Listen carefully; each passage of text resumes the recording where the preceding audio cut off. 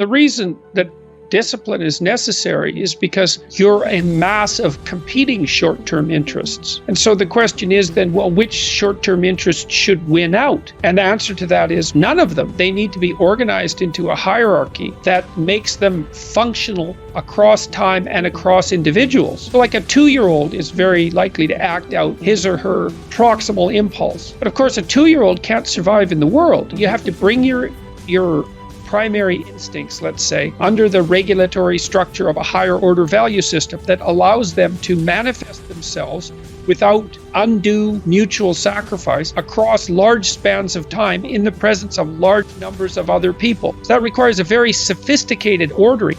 The meta-narrative is necessary to unite subcultures so that they can operate peacefully and within the same space. The same thing applies within you, because you're like an internal coalition of warring single-minded tribes, and they have to all be brought under the organizational structure of long-term collective vision. And in order to do that, you have to be disciplined. And any discipline, technically speaking, is an attempt to bring all those competing short-term impulses under a larger scale and more inclusive framework. You do that, and then, well, that's actually what gives you freedom. Running at 40%, most of us, because we're half in and half out. And it's not surprising, because life is difficult. It's like, well, what if you were 90% in, or 95% in, or all in? Because you're all in anyways, right? It's a life and death game. No one gets out of this. Everyone dies.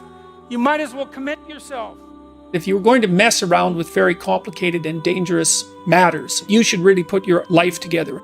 We also know that the higher your conscientiousness, the lower your neuroticism. Conscientiousness does seem to keep neuroticism in check. And so I would say, and have said this to many people, clean your room, organize your life, get a routine, get up every day at the same time, go to bed at the same time, establish disciplined habits. That will help a lot. Schedule. And here's how to use a schedule. Use a calendar, but don't use it as a tyrant. You want to use your calendar as if it's your confidant and advisor. And what you want to do is use the calendar, sit down and open the calendar and think, okay, well, here's what I'm going to do. I'm going to design a week of days that I would really like to have. What that would mean then is that you would schedule things that you would consider meaningful and productive, on a daily basis, so that you feel that your life is justified by having a day like that, and also to schedule enough of your responsibilities so that you make progress day by day instead of falling farther behind. Generally, you should approach it as if this is something that will help you get what you want. You have to figure out what you want,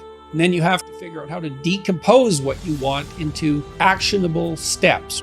That's a pretty good deal, all things considered. And you can start stupid and slow. Like I said, just throw some things in that you're pretty likely to do and fill in the schedule with broad strokes. And then as you get familiar with it and comfortable with it and maybe even happy with it, you can fill in the details and start to use it in a more sophisticated way.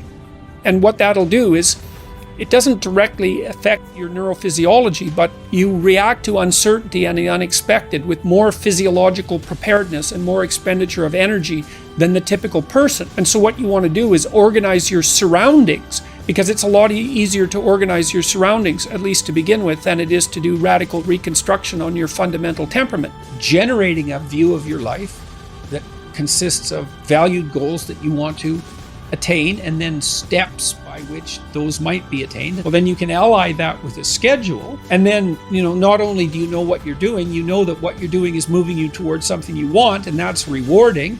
You need to have a primary discipline. It's absolutely necessary to succeed in life. Now, once you have a primary discipline, then you can branch out and become a multiplicity in your disciplined approach, and then you're absolutely bloody unstoppable.